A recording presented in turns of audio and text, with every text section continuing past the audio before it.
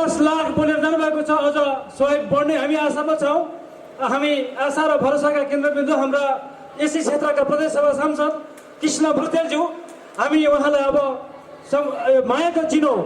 मायाको चिनो प्रदान गर्न गइरहेका छौँ। र यसअघि हामी हाम्रा यसै क्षेत्रका समाजसेवी राजनीतिज्ञ डोलनाथ अधिकारीज्यूका ममतामयी माता शारदा देवी अधिकारीको तुलादान बाबत आएको जुन यो सम्मान पत्र छ 10,100 डोलनाथ अधिकारीज्यूलाई हामी प्रदान गर्दैछौँ प्रमुख अतिथि मार्फत। त्यसै गरी उहाँले 11,111 रुपियाँ 11 पैसा स्कुललाई दान दिनुभएको छ। उहाँलाई जोरदार तालीले सम्मान गर्न म हार्दिक अनुरोध गर्न चाहेँ। र अब हामी प्रमुख अतिथिज्यूलाई मायाको चिन्ह प्रदान गर्न गइरहेका छौँ। मायाको चिन्ह प्रदान गर्नको लागि यसै स्कुलका प्रालाई अगाडि स्टेजमा आउन म हार्दिक अनुरोध गर्न चाहेँ। त्यसै गरी यस जनमानसजल महायज्ञका मूल समितिका संयोजक विष्णु प्रसाद तिवारीज्यू र यस स्कुलका दिपेश पौडेलज्यूबाट संयुक्त रूपमा हाम्रा आजका प्रमुख अतिथिज्यूलाई संयुक्त रूपमा मायाको चिन्ह प्रदान गरिदिनु म हार्दिक अनुरोध गर्न चाहन्छु। डोलनाथ अधिकारी ज्यूलाई यो सम्मान पत्र प्रदान गरिदिनुको लागि हाम्रा यस यज्ञका प्रमुख वाचक माधुर्य युवा पण्डित बालकृष्ण अर्यालज्यूबाट यो सम्मान पत्र डोलनाथ अधिकारीज्यूलाई प्रदान गर्नको लागि हार्दिक अनुरोध। भागवत तथा धनधान्याञ्चल ज्ञान महायज्ञमा भरतपुर महानगरपालिका 6 अमर बस्ती निवासी श्री डोलनाथ अधिकारीबाट यस कार्यक्रमको उहाँले तुलादान गराउनु भएको छ। कसको?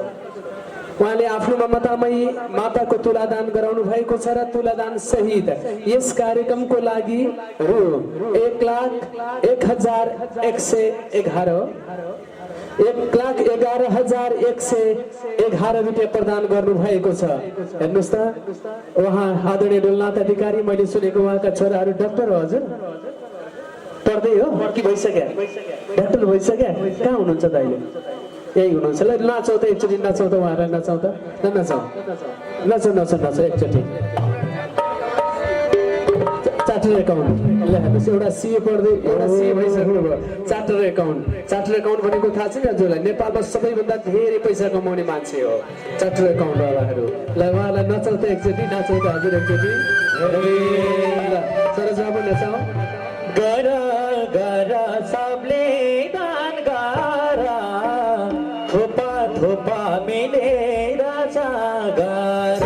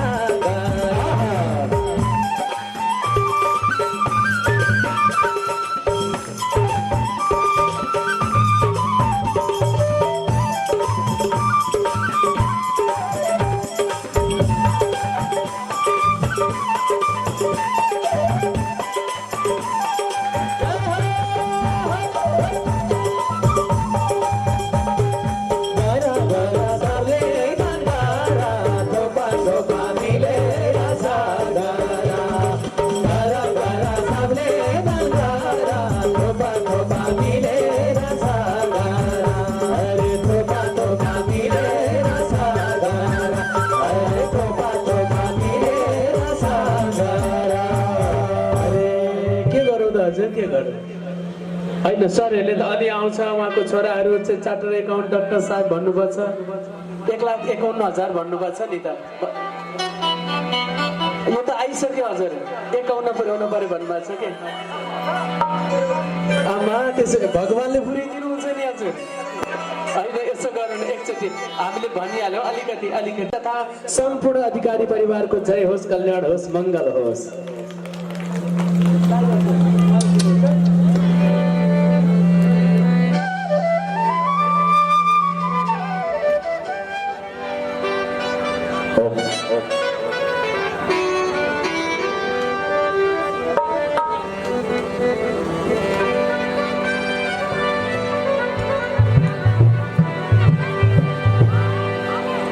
हरे नाता खाना नाता यसै ठाउँको स्कुल बनाउन नाता खाना नाता लाउन यसै ठाउँको स्कुल बनाउन घर घर सबले दरबार थोपा थोपा मिलेर सागर घर घर सबले दरबार थोपा थोपा मिलेर सागर कृपया जहाँ हुनुहुन्छ सम्मानको लागि यस मण्डपमा आइदिनुमा हार्दिक अनुरोध गर्न चाहन्छु। धननाथ अरियाल 51,111 प्रदान गर्नुभएको छ। यहाँलाई धेरै धेरै धन्यवाद छ। धननाथ अधिकारीज्यू अरियालज्यू हुनुहुन्न, उहाँलाई धेरै धेरै धन्यवाद छ। अनि हामीलाई सहयोग प्रदान गर्नुभएको छ भरतपुर महानगरपालिका वडा नम्बर पनि लेखौँ है हजुर। यसमा भरतपुर महानगरपालिकाबाट शम्भु थापाज्यूबाट यस कार्यक्रमको लागि 76,666 रुपियाँ। कृपया हुनुहुन्छ भने उहाँलाई जोरदार ताली गरेर सम्मान गरिदिनु होला। शम्भु थापा सम्मानको लागि यस मण्डपमा आइदिनुमा हार्दिक अनुरोध गर्न चाहन्छु। शम्भु थापा गरी हामीलाई सहयोग प्रदान गर्नुभएको छ भरतपुर महानगरपालिका वडा नम्बर 6 मा अवस्थित श्री प्रगति महिला बहुउद्देश्य सहकारी संस्था प्रगति महिला बहुउद्देश्य सहकारी संस्थाको तर्फबाट यस कार्यक्रमको लागि रु 75,555 रुपियाँ सहयोग प्रदान गर्नुभएको छ। यसै गरी हामीलाई सहयोग प्रदान गर्नुभएको छ भरतपुर महानगरपालिका 6 निवासी सोमबहादुर दाहाल। सोमबहादुर दाहाल कृपया हुनुहुन्छ भने यस मण्डपमा आइदिनु होला। उहाँबाट यस कार्यक्रमको लागि रु 51,151 रुपियाँ सहयोग प्रदान गर्नुभएको छ। यसै विद्यालयका शिक्षक हुनुहुन्छ आदरणीय सर सोमबहादुर दाहालज्यूलाई धेरै धेरै धन्यवाद छ। जोरदार तालीद्वारा सम्मान गरिदिनु होला। यहाँको जय होस्, कल्याण होस्, मङ्गल होस्। अलि मन खुम्चाउनु भयो जस्तो छ हो, मान्छे हेर्दा हँसिलो के गर्नु त अब। धानको पानी हुँदैन ओ गाउँमा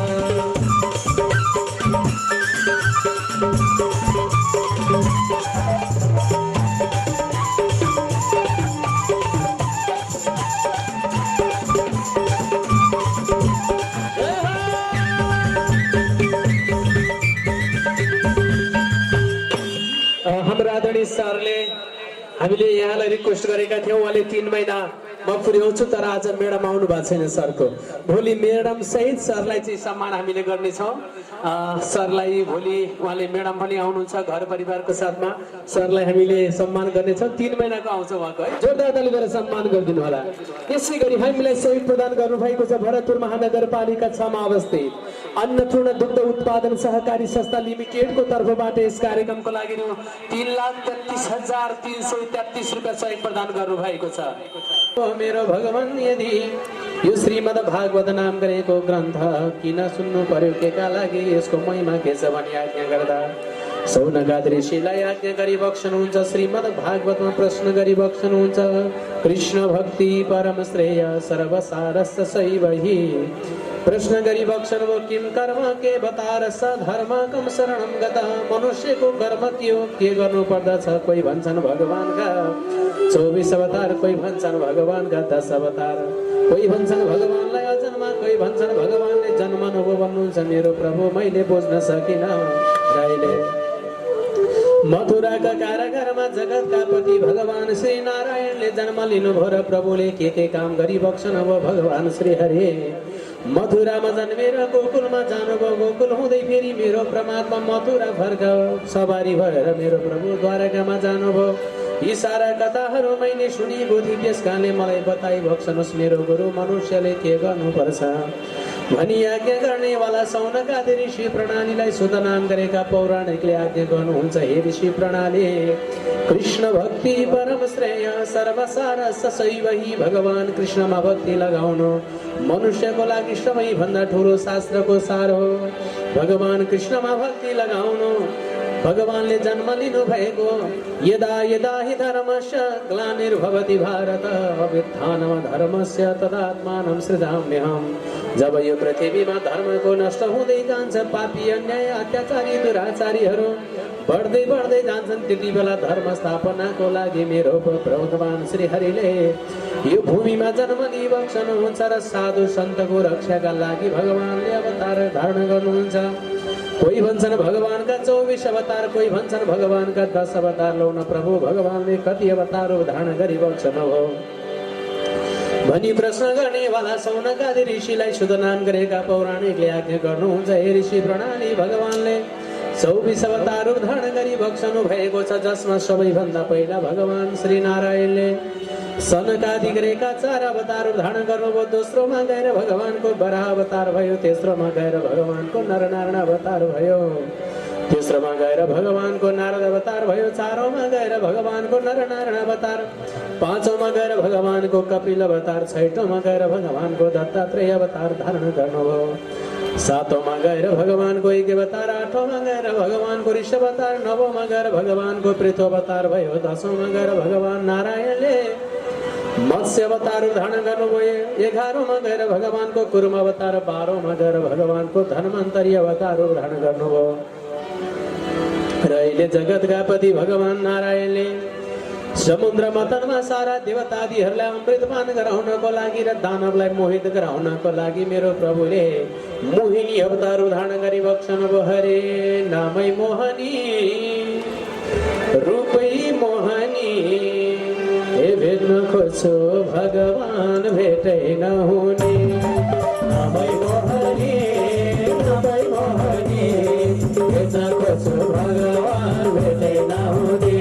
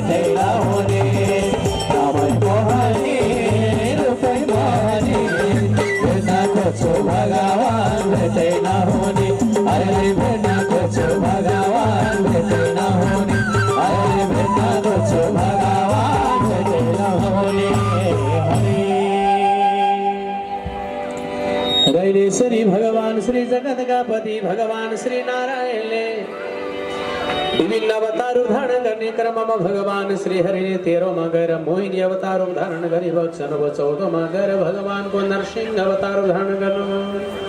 15औँमा गएर भगवानको वामन अवतार धारण गर्नुभयो। 16औँमा गएर भगवानले परशुराम अवतार धारण गर्नुभयो। 17औँमा गएर भगवानको व्यास अवतार भयो। 18औँमा गएर भगवानको राम अवतार। 19औँमा गएर भगवानको शेष अवतार। 20औँमा गएर पूर्ण ब्रह्म भगवान श्री हरिले मथुराको काराघरमा जगतका पति भगवान श्री हरिले वसुदेव र देवकीको कोखबाट कृष्ण अवतार धारण गरी बक्सनुभयो। 20औँ अवतार भगवानको। भगवान राम मर्यादा पुरुषोत्तम, भगवान कृष्ण लीला पुरुषोत्तम। हजुर कृष्णलाई जे भने नि हुन्छ है हजुर, तर रामलाई हुँदैन है। रामलाई खूब मर्यादा गर्नुपर्छ। कृष्णलाई त जे भने हो, चोर भने नि भयो, फटा भने नि भयो, त भने नि भयो, तिमी भने नि भयो, केही हुँदैन कृष्णलाई। कृष्ण लीला पुरुषोत्तम। हरे मोहनी लगायो कृष्ण काले मोराले, देवकीका छोराले। मोहनी लगायो कृष्ण काले मोराले, देवकीका छोराले। मोहनी लगायो कृष्ण काले मोराले, देवकीका छोराले। मोहनी लगायो देवकीका छोराले, कृष्ण काले मोराले। आहा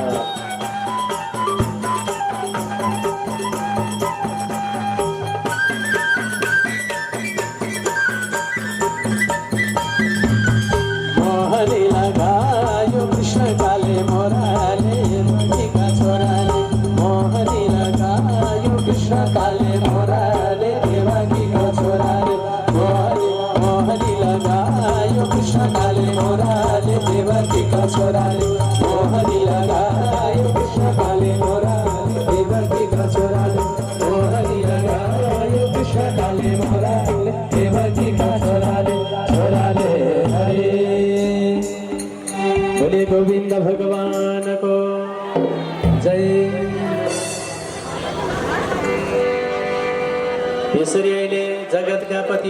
भगवान श्री नारायणले विश्व अवतारमा गएर मथुराको कारागारमा भगवान श्री हरिले कृष्ण अवतार रूप धारण गरी मोक्षण हो।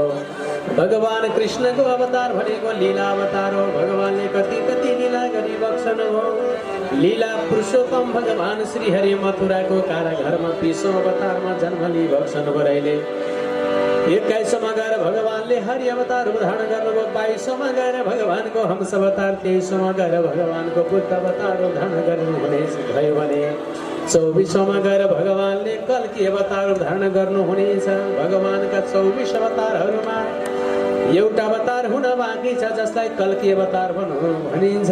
कलियुगमा जब धर्मको विनाश हुँदै जान्छ, पाखण्डी धर्म बढ्दै बढ्दै जान्छ। पाखण्डी धर्म भनेको पा भनेको वेद, खण्ड भनेको विनाश। जब वेदको विनाश हुँदै जान्छ, धर्ममा आँच आउँछ, त्रिजातिको अस्तित्व हराउँछ। घरमा सहिष्णुता रहँदैन, घरमा अस्तित्व रहँदैन, धर्म कर्ममा केही पनि रहँदैन। त्यति बेला जगतका पति भगवान श्री नारायणले धर्म स्थापनाको लागि सुबल नाम गरेको ग्राममा विष्णु यस नाम गरेका ब्राह्मणका घरमा भगवानले कल्की अवतार धारण गर्नुहुनेछ। ब्राह्मणका कुलमा भगवानले धारण गरेर धर्मको रक्षा गर्नुहुनेछ भनेर यसरी भगवान श्री नारायणले धारण गर्नुहुने 24 अवतारका सारा कथाहरू बताई बक्सनु भराइले। यो श्रीमद् भागवत नाम गरेको ग्रन्थ मेरो भगवान कहिले कहाँ कसरी उत्पत्ति भयो यो सारा कथा बताई बक्सनुहोस् न भनी आज्ञा गर्दा यो श्रीमद् भागवत नाम गरेको ग्रन्थ अघि भगवान श्री वेदव्यास नाम गरेका ऋषिले एउटा वेदलाई 4 भागमा विभाजन गर्नुभयो, जसलाई ऋग्वेद, यजुर्वेद, अथर्ववेद र सामवेद भनियो।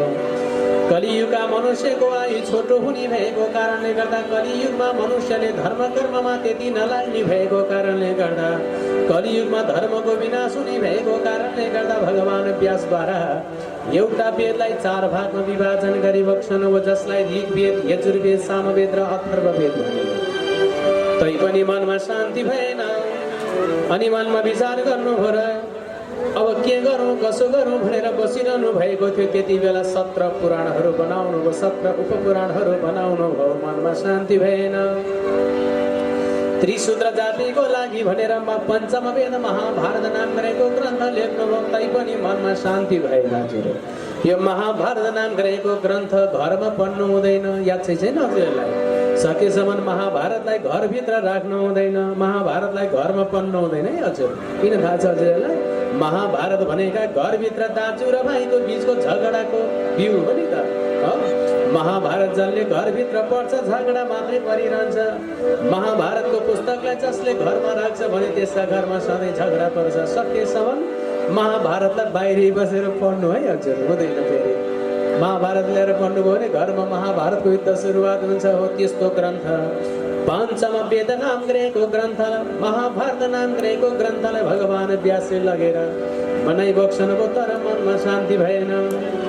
म के गरौँ कसो गरौँ भएर ज्यादै छटपटी भएर बस्नु भएको थियो। त्यति नै बेला भगवानका परम भक्त नारद नाम गरेका ऋषि आउनुभयो। ओहो, नारदजीको ठुलो सम्मान भयो, सत्कार भयो र लगेर आसनमा राख्नुभयो। नारदजीले सुन्नुभयो, हे वेदव्यास, हजुर त साक्षात् भगवान नारायण हुनुहुन्छ।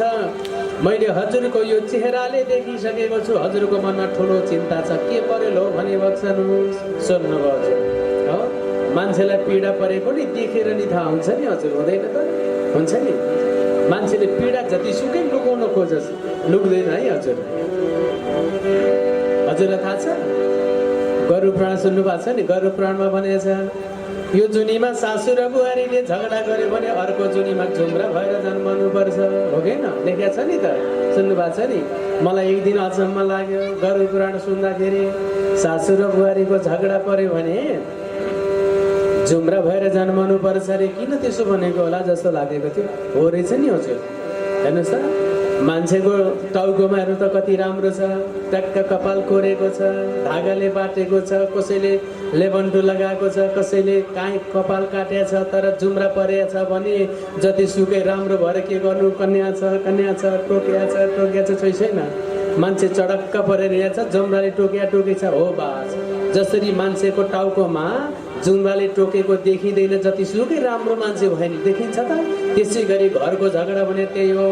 घरभित्र सासू बुहारी झगडा गरेछ, रुवाबासी गर्यो, छिमेकी ल्याएर बहिनी के गर्दैछौ भन्यो भने हत्तर पत्ता आँखाको आँसु पुछेर ठिकै छ दिदी भनेर निक्लिनु पर्यो कि परेन? बाहिर पर्यो नि। भित्र रुवाबासी थियो अघिसम्म, सासू बुहारीको झगडा परेर खुब रुँदै थियो। छिमेकी ल्याएर होइन हो के हुँदैछ, किन हो, बाहिर आऊ न भन्दा त साँका र सोख बुहारी एकपट्टि आँसु पुस्ने, सासू अर्कोपट्टि आँसु पुस्ने, ट्याक्टुक भएर बाहिर आएर के छ बहिनी मुसुक्क हाँस्नु पर्यो। मनमा कति पीडा छ हेर्नुहोस् त, तर बाहिर हाँस्नु पर्यो नि, पर्यो कि परेन? हो बस। यी सारा कुरा नहोस् भन्नका निमित्त भगवान श्री वेदव्यास नाम गरेका ऋषिले पञ्चम वेद महाभारत नाम गरेको ग्रन्थ लेख्नु हजुर। तैपनि मनमा शान्ति भएन।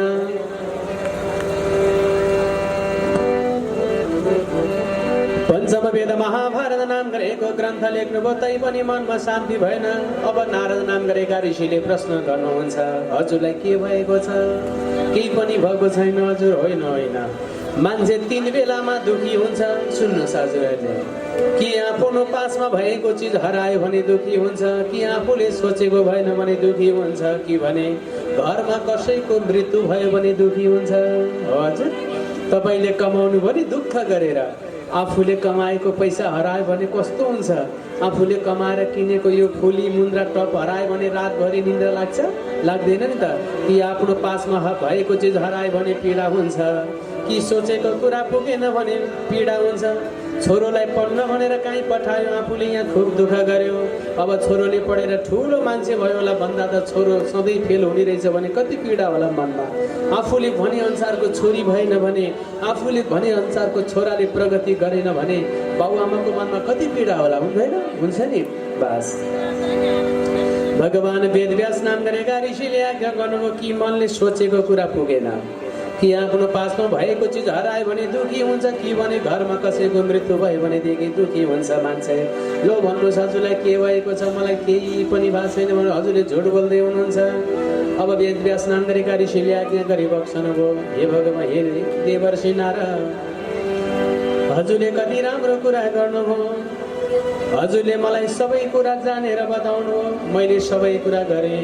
एउटा वेदलाई 4 भागमा विभाजन गरे, तर मनमा मेरो शान्ति भएन।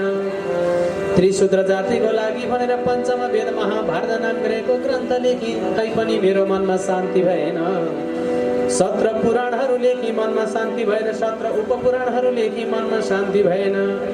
अब मैले के गरौँ त हे नारदजी भनेर आज्ञा गर्दा नारदजीले भन्नुहुन्छ, कृष्ण भक्ति परम श्रेय सर्वसार ससैवै।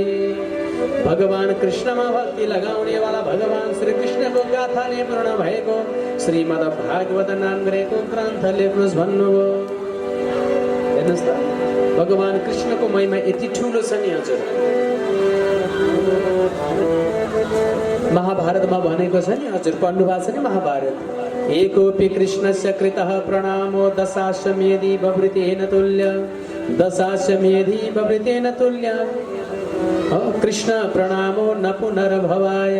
एकोपि कृष्णस्य कृतः प्रणामो, एकचोटि भगवान कृष्णलाई प्रणाम गर्यो भनेदेखि 10 अश्वमेध यज्ञ गरेको फल पाइन्छ। दशाश्वमेधि पुनरेति जन्म, 10 अश्वमेध यज्ञ गर्यो भने संसारमा फेरि जन्मनुपर्छ, तर कृष्ण प्रणामो न पुनर्भवाय। कृष्णलाई प्रणाम गर्यो भने संसारमा जन्मनु पर्दैन भन्छ शास्त्र। अब फेरि हजुरहरूले भन्नु होला प्रणाम भनेको त कृष्ण प्रणामी धर्म होला भन्नु होला, होइन है हजुर। प्रणामको अर्थ धर्म होइन, हामीले त नबुझेको हो कि हजुर। हामी के भन्छौँ, म राधा स्वामी, म ओम शान्ति, म साई बाबाको भक्त हुँ, म ओशो रजनीशको भक्त हुँ, म वैष्णव हुँ, म शैव हुँ। यो के पनि होइन नि हजुर। फेरि केही पनि होइन भनेर मलाई के भन्यो भन्नु होला हजुर। यो होइन वास्तव, यो धर्म होइन, यो आचार्यहरूले चलाएको एउटा मार्ग मात्रै हो। यो त धर्म के हो त? उपनिषदले भन्छ, यतो भूतानि जायन्ते इति स धर्म। सृष्टिको उदयबाट कालखण्डबाट चलिआएको धर्म जुन हो त्यही धर्म, त्यसको नाम हो वैदिक सनातन धर्म। धर्म त के हो? अरू सम्प्रदाय त आचार्यहरूले चलाउनु भएको मात्रै हो हजुर। आचार्यले चलाएको एउटा धर्मको मार्ग हो, पथ हो। पथभ्रष्ट भएकालाई सही मार्गमा ल्याउने एउटा मार्गदर्शन मात्रै हो यो त। त्यही भएर हामीले बुझ्नु पर्यो, उपनिषदहरू पढ्नु पर्यो, उपनिषदले भनेका कुराहरू सुन्नु पर्यो। हजुर यत हो भूतानि जायन्ते इति स धर्म भन्छ उपनिषदले हो। तर भागवतले के भन्छ? कृष्णेति मङ्गलम नामम यस्य वाच प्रवृत्तये भस्मी भवन्ति भूतानां महापातक कोटय। भगवानको कृष्णको नाम त जानेर लिनुस्, नजानिकन लिनुस्। हजुर आगोलाई गएर छुन्नु त हामी थाहा छ नि, हामीलाई थाहा छ आगोलाई छोयो भने हामीलाई पोल्छ। तर त्यो 2 वर्षको बच्चालाई थाहा हुँदैन। हजुर 2 वर्षको बच्चालाई आगोलाई छोयो भने पोल्छ, ज्ञान हुँदैन उसलाई। 2 वर्षको बच्चाले गएर छोए पनि आगोले पोल्छ। हामी जान्ने मान्छेले गएर छोए पनि आगोले पोल्छ। भगवानको नाम त्यस्तै हो, मनदेखि लिए नि, जानेर लिए नि, नजानिकन लिए पनि कृष्ण भन्यो भनेदेखि भवसागर तरिन्छ। यति महिमा छ नि भगवानको नामको। कृष्णेति मङ्गलम नाम यस्य वाच प्रवृत्तये भस्मी भवन्ति भूतानां महापातक कोटय। समस्त पापहरूलाई नष्ट गरिदिन्छ। जसरी आगोले हरेक वस्तुलाई जलाएर खरानी गराउँछ, त्यसै गरी भगवानको नामले पनि हामी भित्रका सारा अज्ञानलाई नष्ट गरिदिन्छ। एकचोटि कृष्ण भन्नु होला सबैले बस। हामीलाई त उपदेश दियो भने उपदेश जस्तो हुँदैन नि आमा, हुन्छ त? हामी सानो छँदा हाम्रो आमाहरूले, हाम्रो बाबाहरूले हामीलाई कति ज्ञानी बनाउनुहुन्थ्यो, कति माया गर्नुहुन्थ्यो। हामी रोयौँ भनेदेखि खेलाउन कस्तो कस्तो शब्द प्रयोग गर्नुहुन्थ्यो भन्नुहोस् त। जिन्दगी हेर्नुहोस् केही छैन आमा। जब पुग्यो 5 आँगनीमा नाच, जब पुग्यो 10 खेलौनामा रस, जब पुग्यो 20 जवानीको रिस, जब पुग्यो 30 दाजुभाइमा रिस। एउटै घरमा एउटै आमाको कोखबाट जन्म दिएको दाजुभाइ हेर्नुहोस् त कति प्रेम हुन्छ। एउटै थालमा खान्छन्, एउटै ओछिनमा सुत्छन्। तर 30 वर्ष भएपछि दाजुभाइ झगडा गर्न थाल्छन्। आमा सोचेको थिएन नि त। त्यही भएर समय हो, कसैले बदल्न सक्दैन। एक दिन दाइ घरमा भएन भने भाइले खाँदैन। आमाले भन्नु छोरा खाना खान आऊ न, खोइ र दादा आउनु भएको। दाइ नआइकन त म खान्न खाना। आफ्नो दाइ नआइकन भाइले खाना खाँदैन, भाइ नआइकन दाइले खाना खाँदैन। तर त्यही दाजुभाइ 30 वर्ष पुगेपछि दाइ भित्र पसे भाइ बाहिर, भाइ भित्र पसे दाइ बाहिर। दोष कसको हजुर थाहा छ हजुरहरूलाई? हाम्रो घरतिर हाम्रो पूर्वजहरूले उखान गर्थे कि एउटा घर साङ्लो रे, एउटा वन साङ्लो रे के हजुर थाहा छ? घर साङ्लो भनेका छोराहरू, वन साङ्लो भनेको बुहारीहरू। फेरि बुहारीलाई गलत भन्न खोजेको होइन है हजुर, थाहा छ नि हजुरलाई? फेरि हजुरले भन्नुला बुहारीलाई गलत होइन आमा, परिवेश गलत भएको हो, सोच गलत भएको हो, विचार गलत भएको हो कि हजुर है। मैले हिजो भनेको थिएँ नि हजुरहरूलाई, हामी के चाहन्छौँ? छोरा श्रवण कुमार बनोस्, तर श्रीमान चाहिँ कहिल्यै श्रवण कुमार नबनोस्। अनि त्यसरी हुन्छ र? आफूले जन्म दिएको छोरा श्रवण कुमार बन्छ भने सासूको छोरा पनि श्रवण कुमार बन्नुपर्छ कि हजुर? त्यो सोच ल्याउनु पर्यो हामीले, त्यो सोच बदलिनु पर्यो, अनि मात्रै समाज परिवर्तन हुन्छ। मेरो श्रीमान चाहिँ मैले भनेको मानोस्, मेरो श्रीमानले जे भने नि मानोस्, मेरो श्रीमानले बाबुआमालाई जे हेला गरे नि हुन्छ, मलाई चाहिँ माया गर्नुपर्छ भन्ने। अनि आफूले जन्म दिएको छोराले चाहिँ मलाई मात्रै माया गरोस्, बुवालाई रिस गरोस्, मेरो छोरा चाहिँ श्रवण कुमार बनोस्, कहाँबाट हुन्छ त नि हजुर? छोरो श्रवण कुमार बनाउनेले श्रीमानलाई पनि श्रवण कुमार बनाउन सक्नुपर्छ, अनि घर घर बनिहाल्छ होइन? बोले गोविन्द भगवानको जय हो। जब पुग्यो 5 आँगनीमा नाच, जब पुग्यो 10 खेलौनामा रस, जब पुग्यो 20 जवानीको रिस, जब पुग्यो 30 दाजुभाइमा रिस, जब पुग्यो 40 जहान बच्चा पालिस। अब लाग्यो बुढेसकाल हजुर, अब त कपाल फुलिगयो नि। खुब घमण्ड गर्थ्यो नि होइन हजुर? जब पुग्यो 40 जहान बच्चा 45 जब पुग्यो 50 कानमा लाग्यो बतास। हजुरलाई थाहा छ 50 वर्षमा नि हामी भुल्छौँ एकचोटि चस्मा लगाउँछौँ टाउको माथि अनि सारा संसार खोज्छौँ लौ न मेरो चस्मा हरायो देखेको छैन आँखा रिस उठ्छ नि रिस उठ्दैन टाउकोमा चस्मा लाने अझ कराउँछस् बास 50 वर्षमा बतास आउँछ हजुर। जब पुग्यो 50 कानमा लाग्यो बतास जब पुग्यो 60 हातमा आयो लाठी अब लौरो चाहियो। जब पुग्यो 60 हातमा आयो लाठी जब पुग्यो 70 कुना कुना भौतारे। 70 वर्षमा हामी कुना कुनामा बस्छौँ हजुरलाई आमा याद गर्नु होला। यो उखान होइन वास्तविक जीवनको कथा मैले भन्दैछु हजुरहरूलाई। सरोज बाबु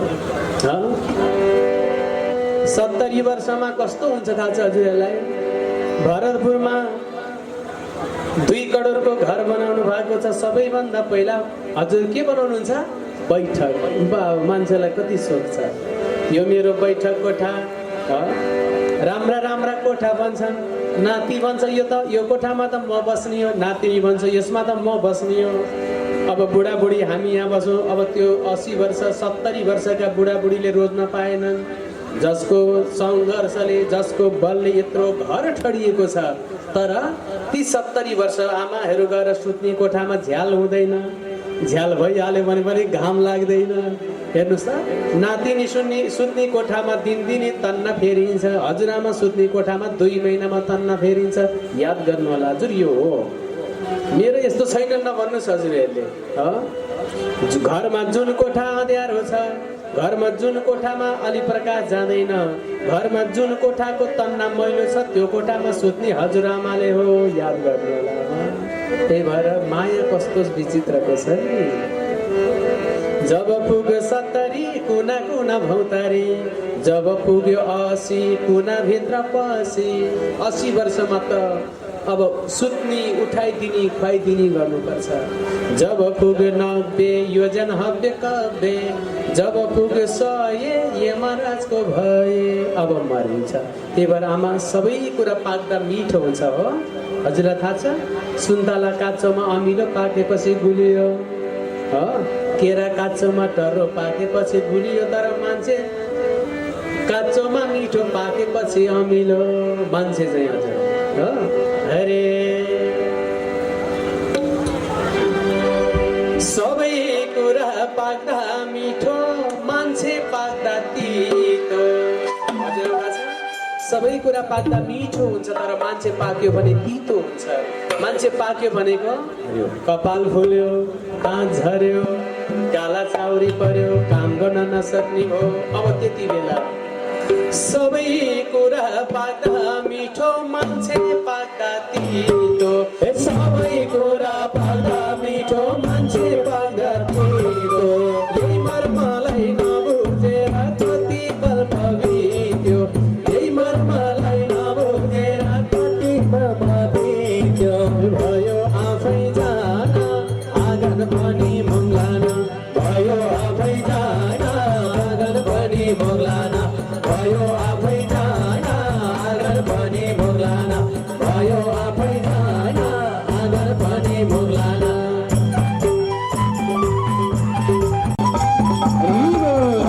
आफै जान आँगन पनि मङ्गलान भयो आफै जान आँगन पनि मङ्गलान भयो आफै जान आँगन पनि मङ्गलान भयो आफै जान आँगन पनि मङ्गलान।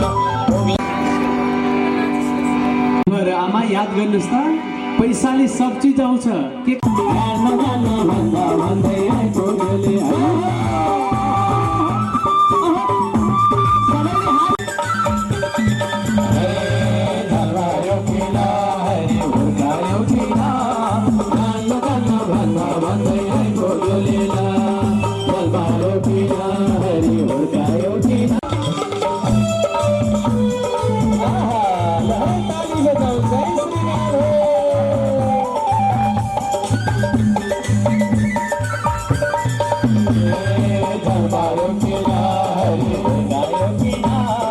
हामी सानो थियौँ नि हामी एकैचोटि हिँडेको होइन आमा।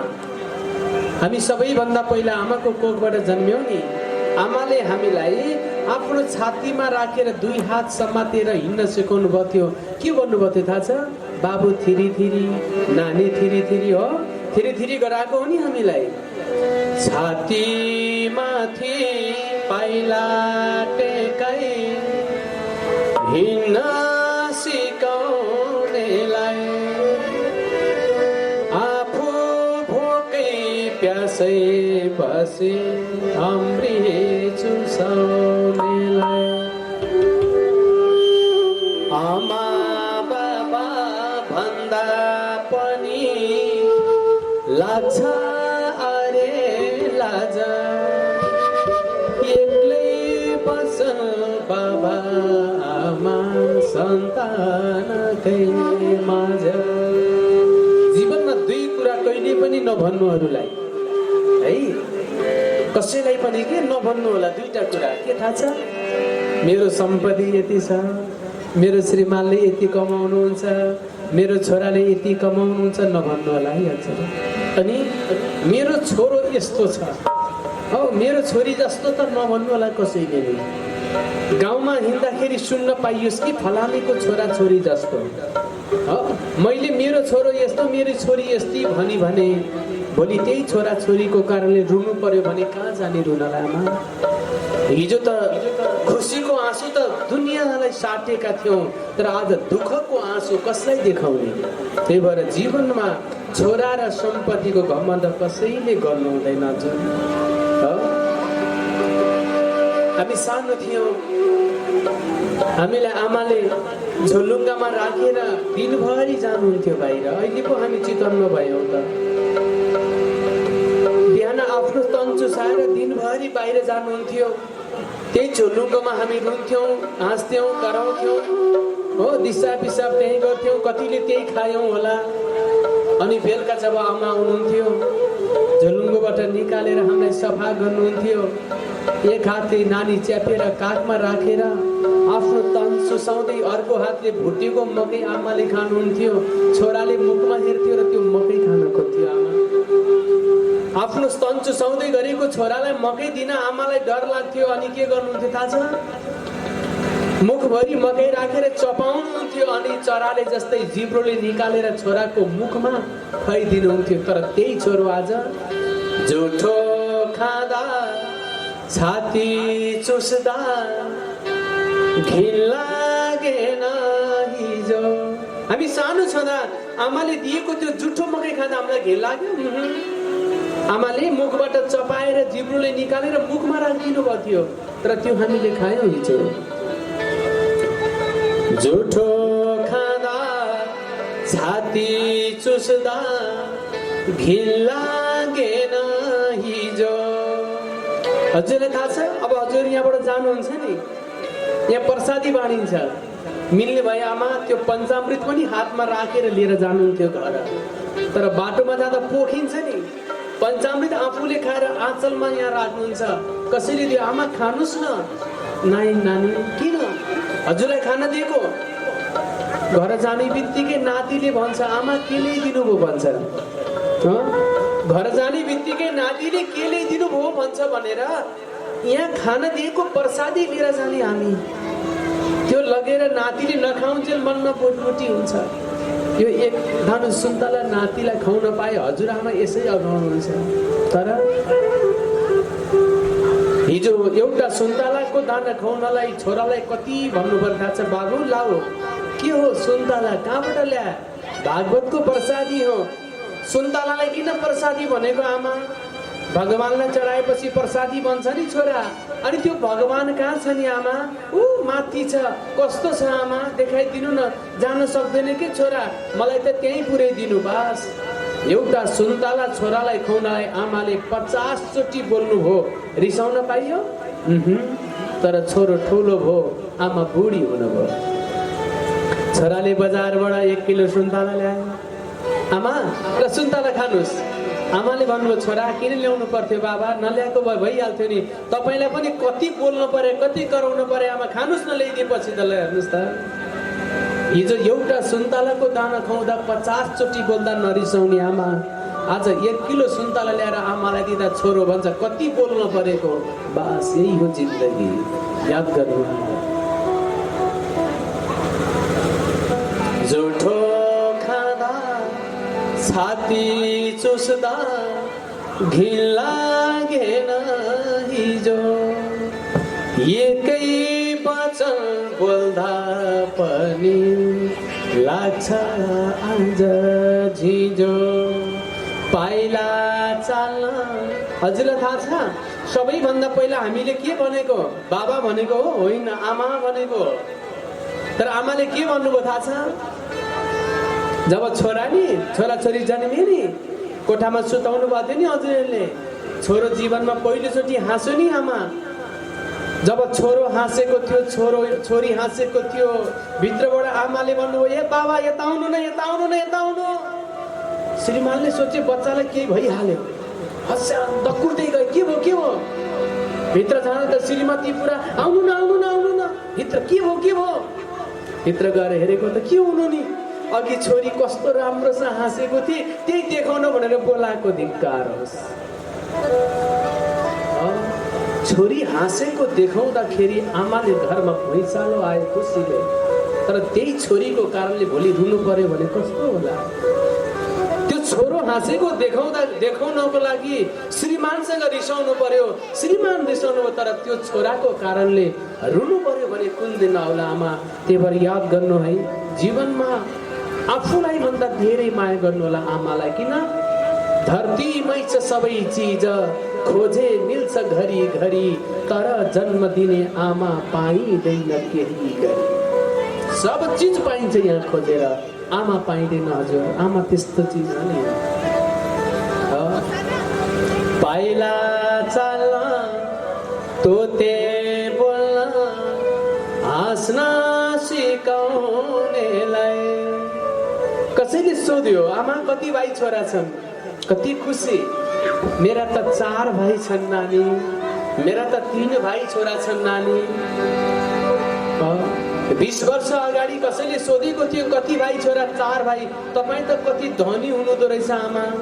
20 वर्षपछि फेरि कसैले सोध्यो आमा हजुरका त 4 भाइ छोरा थिए नि, अहिले कुन भाइसँग बस्नुहुन्छ? अब जवाब छैन। घर एउटै, कोठा अलग, घर एउटै, भान्सा अलग। छोराले के खान्छ थाहा छैन, बुहारीले के पकाउँछन् थाहा छैन, तर बुढाबुढीले छुट्टै पकाएर खानुपर्छ हजुर। त्यही भएर याद गर्नुहोस् आमा भनेछ नि त, हरे छोरा पायो छोरी पायो, छोरा पायो छोरी पायो, पर्दा सेवा गर्ला भनेर हो राधेश्याम, पर्दा सेवा गर्ला भनेर, पर्दा सेवा गर्ला भनेर हो राधेश्याम, पर्दा सेवा गर्ला भनेर। हुर्क्यो बाड्यो घरै छोड्यो, हुर्क्यो बाड्यो घरै छोड्यो, सेवा गर्न पर्ला भनेर हो राधेश्याम, सेवा गर्न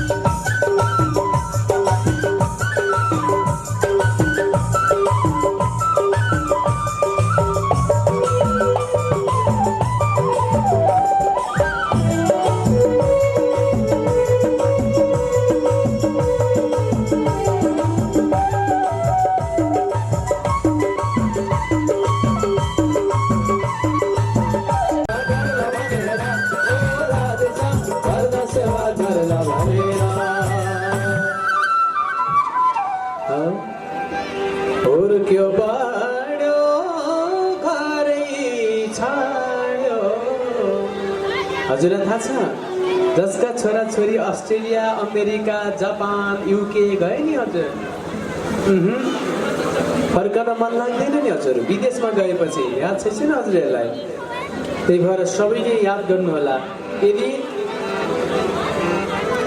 छोराछोरीलाई आफ्नै काखमा आफ्नै साथमा राख्ने हो भने विदेश नपठाउनुहोस् आमा है नत्र भने बुढेसकालमा एक्लै बनिन्छ हुर्क्यो पढ्यो घरै छोड्यो किन थाहा छ बाबा आमाको सेवा गर्न पर्ला भनेर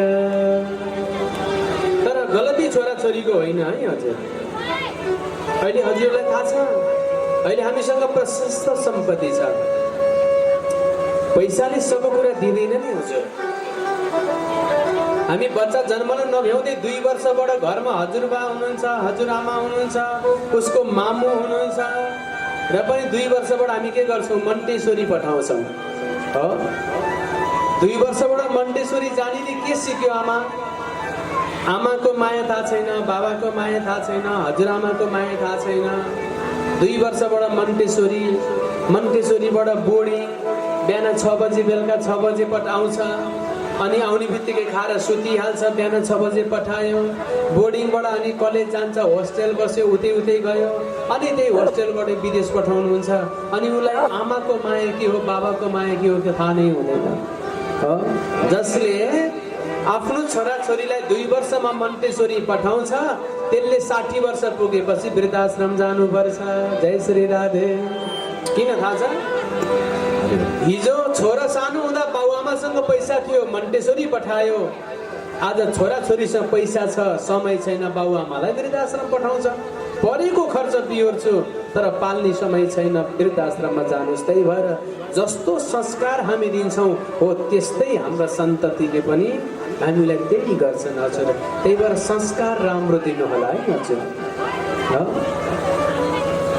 हामी के गर्छौँ 2 वर्षको बच्चालाई खाएन भने के भन्छौँ बाबु चिची खाऊ न चिची संस्कार हेर्नुहोस् त हाम्रो कस्तो छ बाबु चिची खाऊ चिची छोरा भन्छ खान्न चिची हो कि खाऊ न खाऊ आमा 2 वर्षमा चिची खान सिकाउने तपाईँ 20 वर्षमा सिसी खायो भने रोएर हुन्छ नि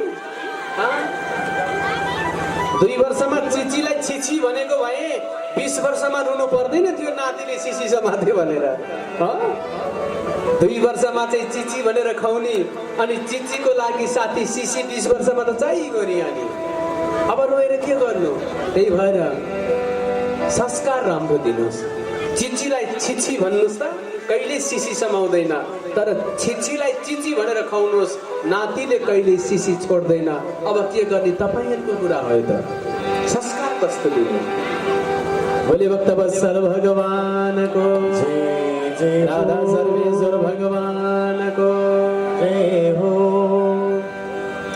भगवान श्री वेदव्यास नाम गरेका ऋषिलाई नारद नाम गरेका ऋषिले श्रीमद् भागवत नाम गरेको ग्रन्थलाई बनाउनको लागि गरी बक्सनु भराइले नारद नाम गरेका ऋषिले ती चतुश्लोकी भागवत दिनुभयो त्यही चतुश्लोकी भागवतद्वारा भगवान श्री वेदव्यास नाम गरेका ऋषिले अहिले 18,000 श्लोक 335 अध्याय र 12 स्कन्धले परिपूर्ण भएको श्रीमद् भागवत नाम गरेको ग्रन्थ बनाउनु हो यो श्रीमद् भागवत नाम गरेको ग्रन्थलाई भगवान श्री वेदव्यास नाम गरेका ऋषिले आफ्ना पुत्रलाई प्रदान गर्नुभयो सुखदेव स्वामीलाई सुखदेव स्वामीले कथा राजा परीक्षितलाई सरस्वती नाम गरेको नदीको तटमा सुनाई बक्सनुभयो भन्ने कथा श्रीमद् भागवतको प्रथम स्कन्धमा बताई बक्सनुभयो जय बोलो श्रीमद् भागवत महापुराणको जय जय हो निवासी श्री भीमा देवी देवकोटा ज्यूबाट यस कार्यक्रमको लागि 1,51,111 रुपियाँ 11 पैसा प्रदान गर्नु भएको छ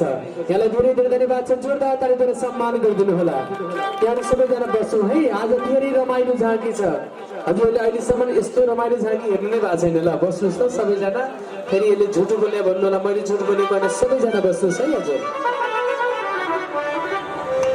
भीमा देवी देवकोटा कृपया हुनुहुन्छ भने सम्मानको लागि यस मण्डपमा आइदिनु होला यहाँको जय होस् कल्याण होस् मङ्गल होस् परिवारमा सुख शान्ति समृद्धि होस् यही कामना गर्दछौँ यसै गरी हामीलाई सहयोग प्रदान गर्नुभएको छ पाटन ढोका ललितपुरबाट यस यज्ञको लागि श्रीमती रेवा दीक्षित तथा डाक्टर सुन्दरमणि दीक्षितज्यूबाट यस कार्यक्रमको लागि रु 1,01,000 प्रदान 101 रुपियाँ सहयोग प्रदान गर्नुभएको छ।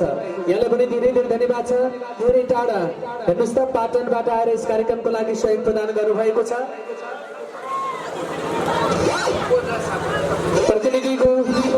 प्रतिनिधि आदरणीय बोधराज सापकोटाजी आउँदै हुनुहुन्छ, उहाँलाई धेरै धेरै धन्यवाद छ। जोरदार तालीबाट सम्मान गरिदिनु होला। यहाँहरू सम्पूर्ण दीक्षित परिवारको जय होस्, कल्याण होस्, मङ्गल होस्, ईश्वर सधैँ दाहिना भएर रहन्, मनले चिताको टुक्रो चाहिँ कामना गर्दछौँ।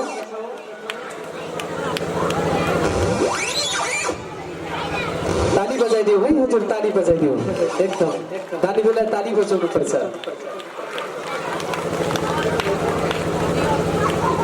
यसै गरी पाटन ढोका ललितपुरबाट हुनुहुन्छ आदरणीय शिरडी साई समाज सेवा निधि।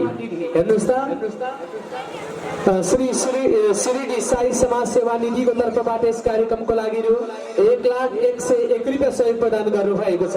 यहाँलाई पनि धेरै धेरै धन्यवाद छ। सम्पूर्ण साई भक्तहरूको जय होस्, कल्याण होस्, मङ्गल होस्। श्रीमद् भागवतले भगवान श्री साई बाबाले यहाँहरूको कल्याण गरून्, रक्षा गरून्, यही कामना गर्दछौँ। तालीले सम्मान गरिदिनु होला यहाँहरूलाई। धन्यवाद गुरुलाई। उहाँले हाम्रा दानदाताहरूलाई प्रमाणपत्र वितरणको लागि प्रदान गर्नु भइसक्यो। अब म यहाँ हामीलाई दान दिने महानुभावहरूको नाम र उहाँलाई सम्मान पत्र वितरण गर्नको लागि नाम बोलाउन चाहन्छु। उहाँहरू अगाडि आएर आफ्नो सम्मान पत्र ग्रहण गरिदिनु हुन म हार्दिक अनुरोध गर्न चाहन्छु। रोशन अधिकारी, उहाँले 10,000 रुपियाँ हाम्रा यहाँ हामीलाई प्रदान गर्नुभएको छ। यो वैदेशिक रोजगार रहेर पनि हाम्रो स्कुललाई माया गरेर हामीलाई 5,100 रुपियाँ प्रदान गर्नुभएको छ। उहाँलाई धेरै धेरै धन्यवाद।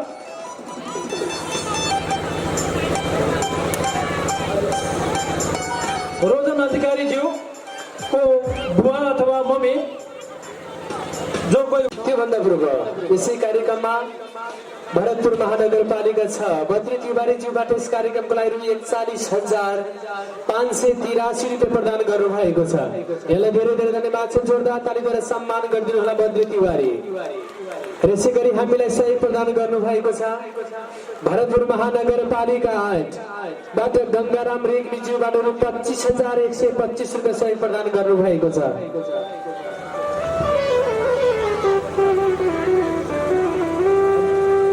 हेलो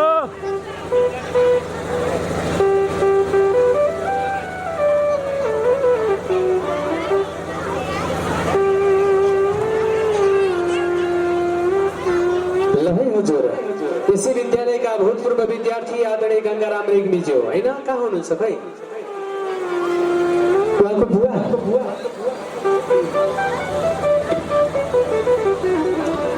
बद्री तिवारी कृपया हुनुहुन्छ भने यस मण्डपमा आइदिनु होला। हुनुहुन्न राखौँ। यसै गरी यसै विद्यालयका भूतपूर्व विद्यार्थी गंगाराम रेग्मीज्यूबाट भरतपुर महानगरपालिका 8 बाट रु 25,105 रुपियाँ सहयोग प्रदान गर्नुभएको छ।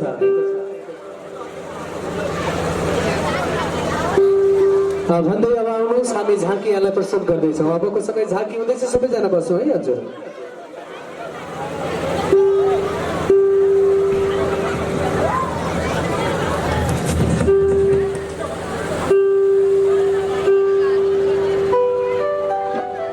सातौं दिनमा तक्षक नाम गरेको नागले टोकेर मृत्यु हुन्छ भन्नेवाला राजा परीक्षितलाई भागवत कथा श्रवण गराई बक्सनु हो भनी आज्ञा गर्दा महाभारतको कथा प्रसङ्गबाट मेरो भगवान राजा परीक्षितको हुनके कारणले सातौं दिनमा तक्षक नाम गरेको नागले टोकेर मृत्यु हुन्छ भन्ने श्राप परेर यो सारा कथा मलाई बताई बक्सनुहोस् भनी आज्ञा गर्दा महाभारतका सारा प्रसङ्गहरूको माध्यमले अहिले महाभारतमा पाण्डव र कौरवहरूको बीचमा घमासान युद्ध भयो, जसमा भगवान श्री कृष्णले पाण्डवहरूको रक्षा गरी बक्सनु र कौरवहरूको विनाशपछि अहिले जगतका अधिपति भगवान श्री नारायणले महाराज युधिष्ठिरलाई जब राजपाट प्रदान गरी बक्सनु भयो। अहिले धर्मराज युधिष्ठिरले राजा परीक्षितलाई हस्तिनापुरको अधिपति बनाई बक्सनु र स्वर्ग जानु भएको थियो। अहिले तिनी राजा परीक्षित दिग्विजयको लागि भनेर हातमा धनुर्बाण लिएर जाने बेलामा जगतका पति भगवान श्री कृष्णले यो धरा भूमिलाई छोडेपछि कलियुगको आगमन भएको कारणले गर्दा कलिले चारैतिर उद्दण्ड गर्ने अन्याय अत्याचार गर्ने यस्तो प्रकारको कर्म हुन लाग्यो र अहिले कलिलाई दण्ड दिनको लागि राजा परीक्षित हातमा धनुर्बाण लिएर जाँदै हुनुहुन्छ भन्ने सारा कथाहरू श्रीमद् भागवतको प्रथम स्कन्धमा बताइबक्सनु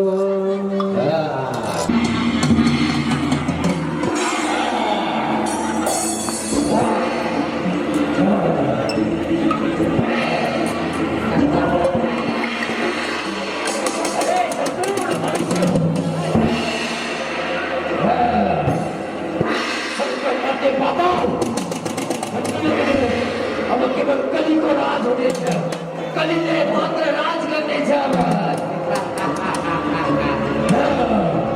आजबाट यो मेरो राज्यमा यदि कसैले मेरो अनुमति बिना कुनै पनि कार्य गर्छ भने म त्यसलाई मेरो हातमा रहेको शस्त्रले टुक्रा टुक्रा पारेर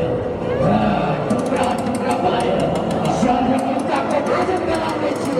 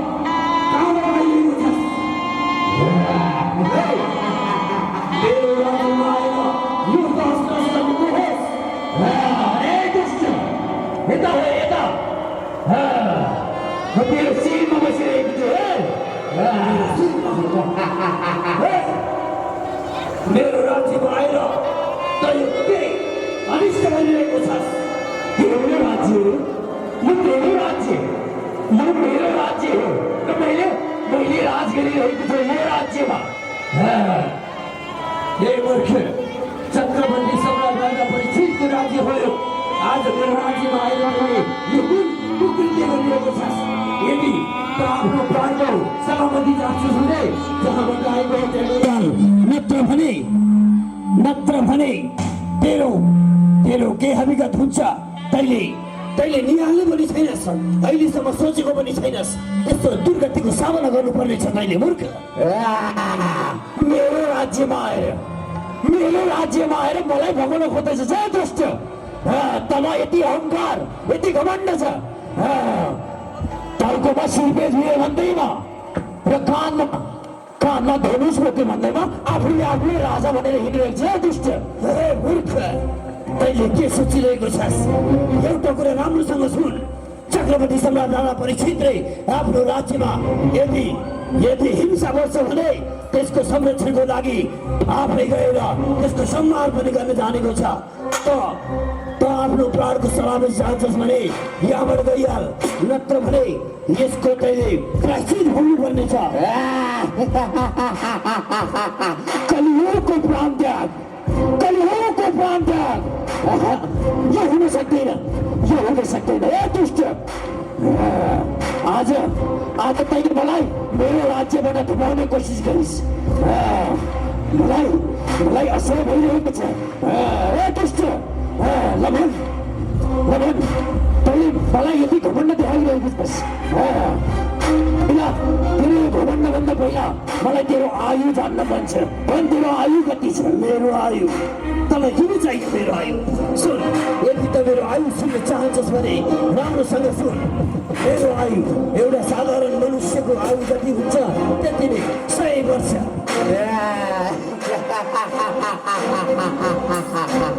100 वर्ष, मात्र 100 वर्ष।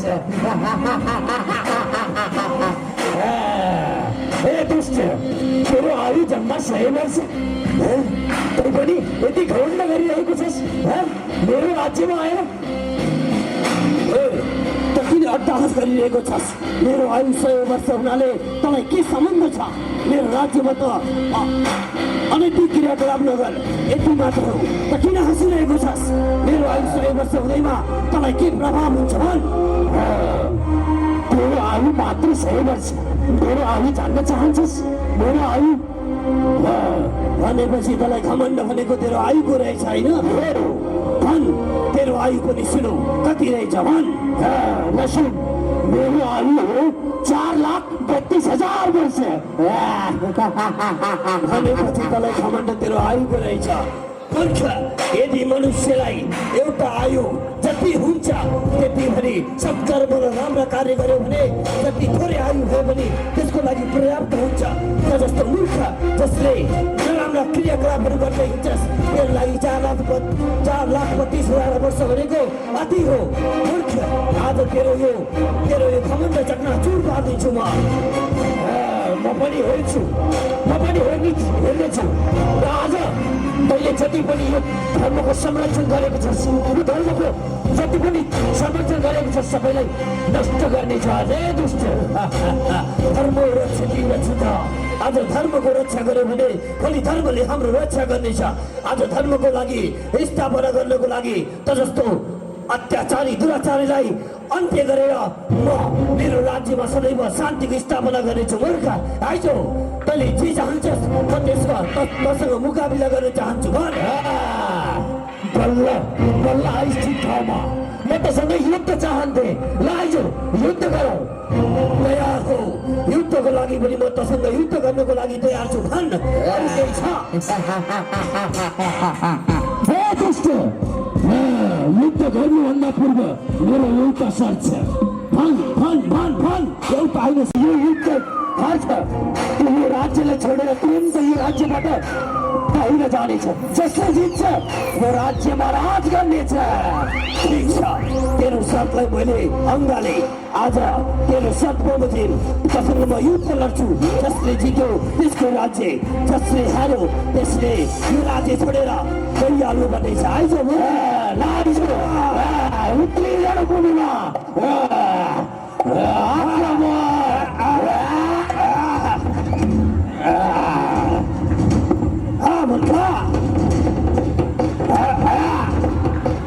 आइज, यति हो तेरो बल।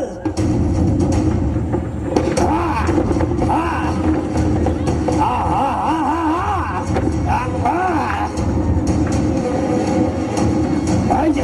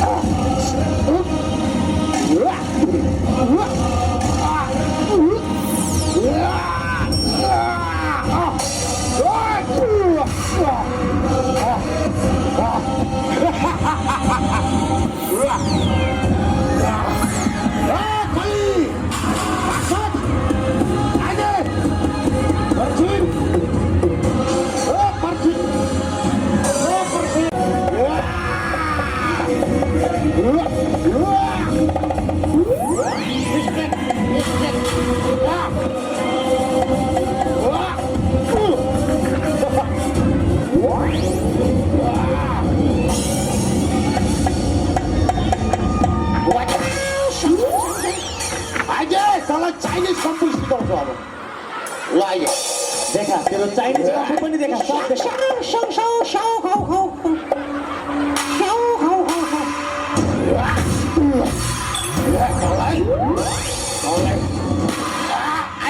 मेरो खुट्टा भाग्यो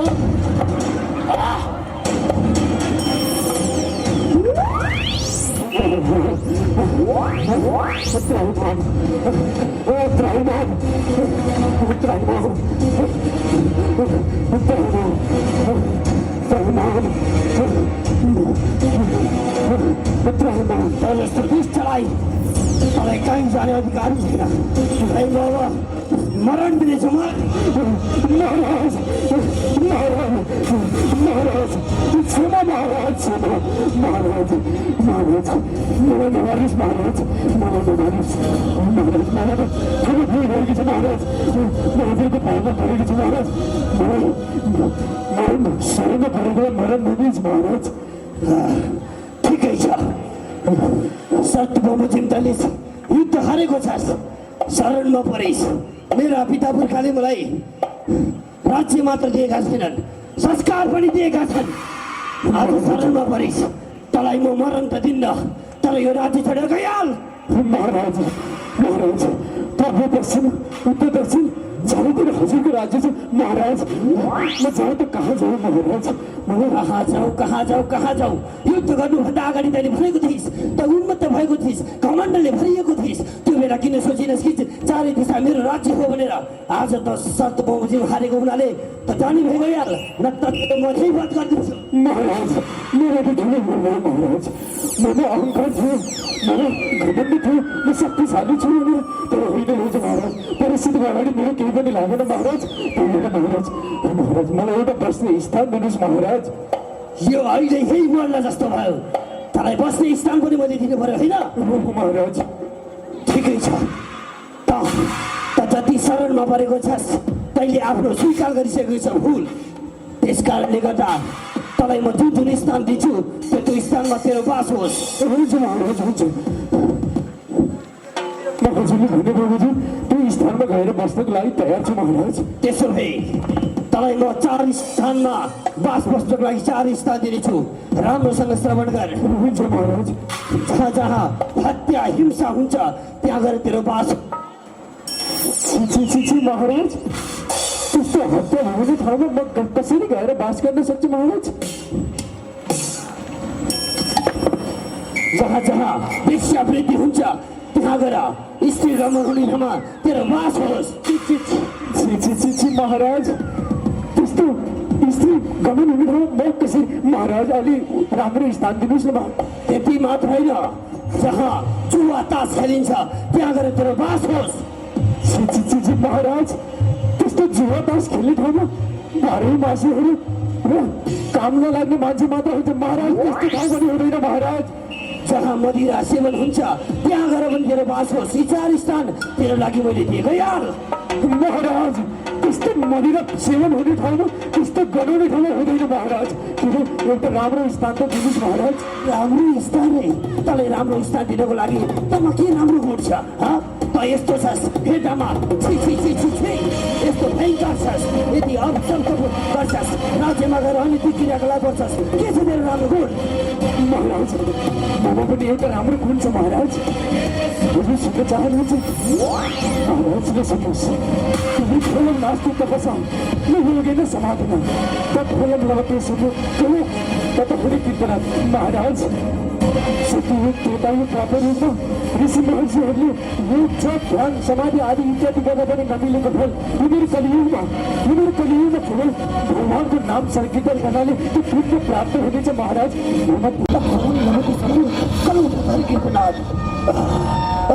केवल सूर्य नारायणको भजन कीर्तन गर्ने सम्भव छ यो अति उहाँलाई पनि धेरै धेरै धन्यवाद उहाँलाई यो सम्मान पत्र ग्रहण गर्नको लागि हामीलाई 16,683 रुपियाँ प्राप्त भएको छ सन्तोष थापा यही शैली स्मृति मावि विद्यालयका कर्मचारी वसन्त थापाको छोरा हुनुहुन्छ उहाँबाट हामीलाई 16,683 रुपियाँ। उहाँ पनि अस्ट्रेलिया हुनुहुन्छ, उहाँलाई धेरै धेरै धन्यवाद। यो सन्तोष थापाको सम्मान पत्र ग्रहण गर्नको लागि म बुवा अथवा मम्मीलाई या बुवालाई यहाँ अगाडि आएर आफ्नो छोराको सम्मान पत्र ग्रहण गर्नको लागि हार्दिक अनुरोध गर्न चाहन्छु। त्यसै गरी बाबुराम पराजुली, उहाँ पनि विदेशी हुनुहुन्छ। विदेशमा रहनुहुने हाम्रा नेपाली दाजुभाइहरू, भूपू विद्यार्थीहरू, शुभेच्छुकहरू सबैले हामीलाई सहयोग गर्नुभएको छ। उहाँको सहयोगलाई हामी आभार प्रकट गर्न चाहन्छौँ, धन्यवाद दिन चाहन्छौँ उहाँहरूलाई। बाबुराम पराजुलीबाट हामीलाई 15,001 रुपियाँ प्राप्त भएको छ। बाबुराम पराजुलीको यो सम्मान पत्र ग्रहण गर्नको लागि परिवारका सदस्यहरूलाई म यहाँ अगाडि निमन्त्रण गर्न चाहन्छु। त्यसै गरी ओम बहादुर पौडेल, उहाँ पनि विदेशमा हुनुहुन्छ। विदेशमा भएर पनि हाम्रो यो विद्यालयलाई उहाँले सहयोग गर्नुभएको छ। ओम बहादुर पौडेलका परिवारका सदस्य यहाँ अगाडि आएर आफ्नो छोरा अथवा आफ्नो परिवारको सदस्यको सम्मान पत्र ग्रहण गर्नको लागि म हार्दिक अनुरोध गर्न चाहन्छु।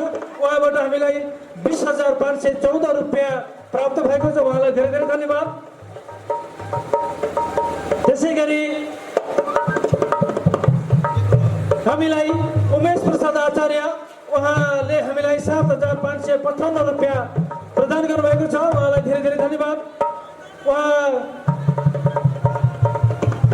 परिवारका सदस्यहरू यहाँ आएर आफ्नो छोराको सायद म मम्मीलाई यहाँ आउँदै गरेको देखेको छु।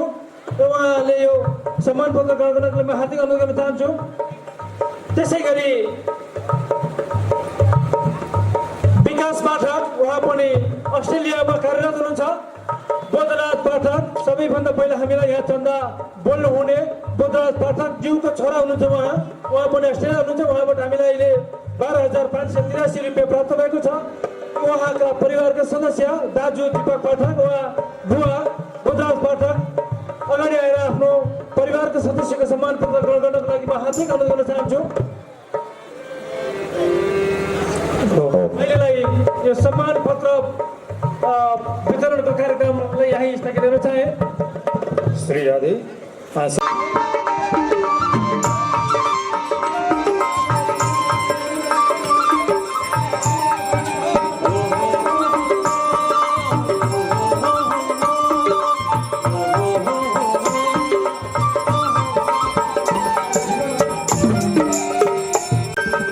भगवत जी को आरती करो, भगवत जी को आरती करो, राधा कृष्णा को शरण पारो, राधा कृष्णा को शरण पारो।